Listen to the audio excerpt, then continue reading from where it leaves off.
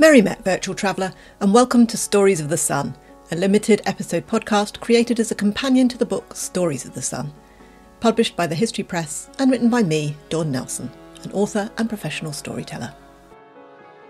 The idea for this book began when I challenged myself to get up once a month over the year to watch the sunrise in order to reconnect with the sun and its stories. Throughout the 8 episodes, I will include some snippets of audio that I recorded especially for this podcast. This episode explores the summer solstice, the phenomenon that is a solar eclipse, and why we are still drawn to these events over 5,000 years on from the first recordings of these happenings. But first, grab yourself a cuppa, find a comfy spot, and come with me now to my sit spot on the hill.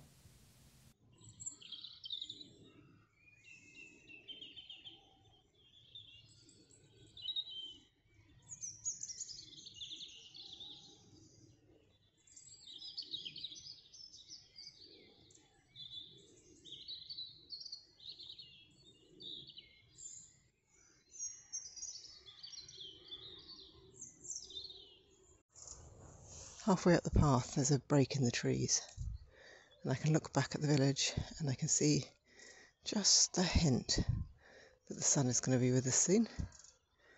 A slight orange glow behind the trees on the other side of the valley.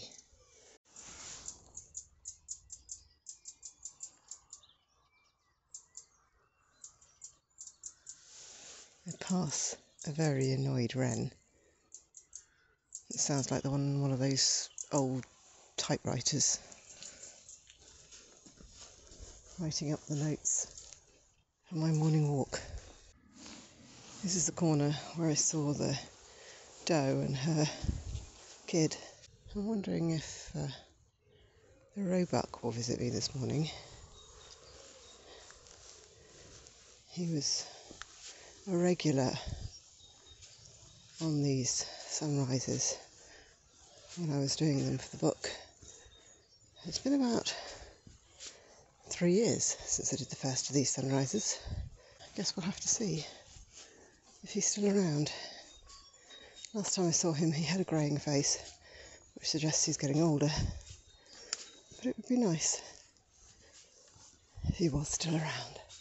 Unloops the bit of tatty rope that's holding the gate, which is also covered in frost.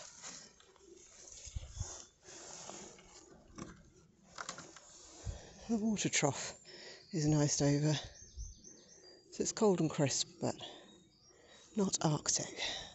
So on my left there's a tree line where the birds sit, and then a little bit further up it makes its way into it sort of grows into a little bit of woodland. So I'm in the far corner of the field and I'm going to walk across to where I usually sit. But I think I'll stand this morning because this grass is covered in frost and it'd be cold if I'm going to sit down.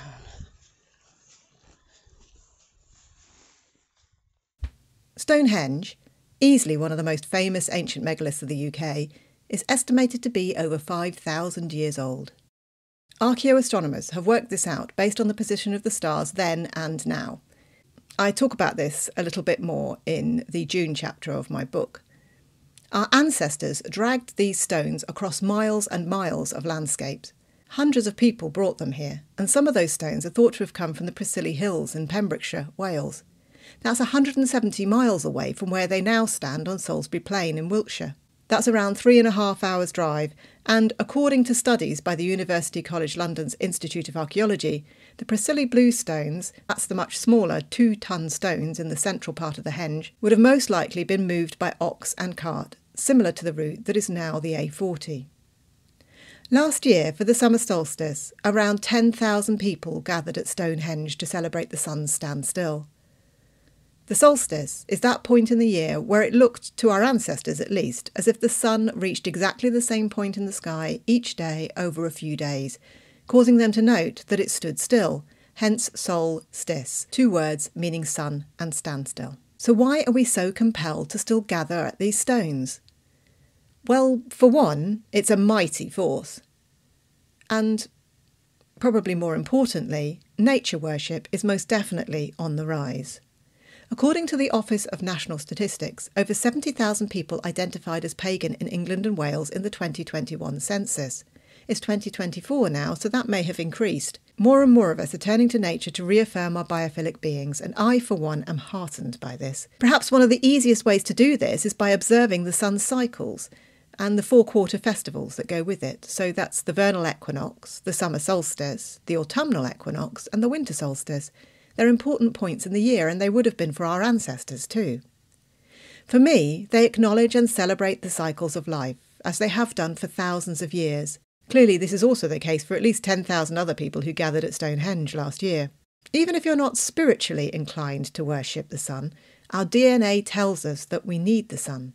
And deep within us, our primitive brains tell us that we need to make sure it stays where it's meant to be. It could be argued that it was clearly this way for our ancestors.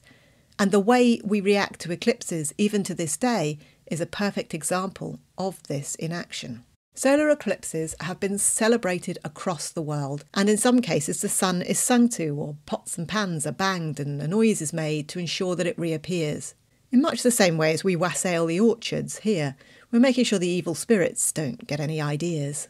According to NASA, the oldest recorded eclipse in human history may have been on November the 30th, 3340 BCE. This is thought to have been recorded in a set of petroglyphs or rock carvings that seem to show the event occurring. These petroglyphs were found at Longcrew Megalith Monument in County Meath, Ireland.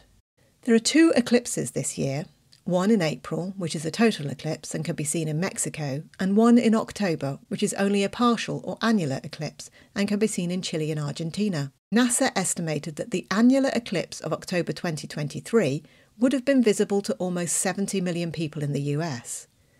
An annular eclipse is sometimes known as a ring of fire eclipse, as the moon does not quite cover the whole of the sun, and instead the edges of the sun are visible in a perfect ring around a black disk, which is the moon.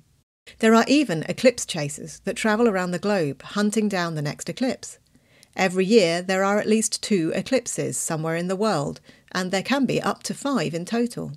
Eclipse hunters are passionate about watching this phenomenon, and the current record for the amount of eclipses witnessed in one lifetime is held by Glenn Schneider, Jay Pasakoff, and John Beatty, 3 men hailing from New York. They have all seen 33 total solar eclipses. That is quite an achievement, and clearly there is a strong drive to witness this phenomenon, and perhaps that comes from a deep memory within our bones, left there by our ancestors.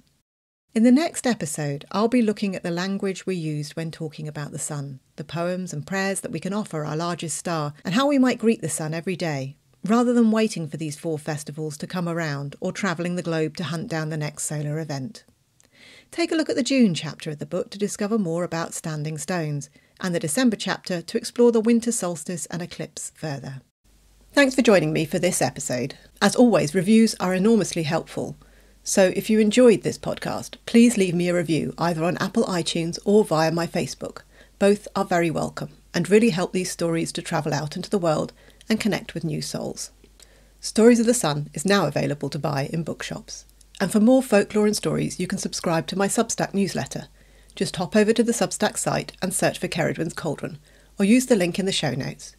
You can upgrade to paid for just £5 a month for an extra dose of wild storytelling to your inbox, which includes podcast extras for Stories from Lore, my other podcast, and Stories of the Sun. Signing up as a paid or free subscriber is much appreciated and helps to support the podcasts and my work with folklore and story. Podcast extras for Stories of the Sun include a full, uninterrupted version of the audio for the sunrise featured at the beginning of this podcast, behind the scenes, journaling activities, and extra stories. You can find me on Instagram as @dd_storyteller, on Facebook as DD Storyteller, and via Substack as Ceridwen's Cauldron. I hope to see you there, as I'd love to tell you another story. I'll see you next time. Toodle pip.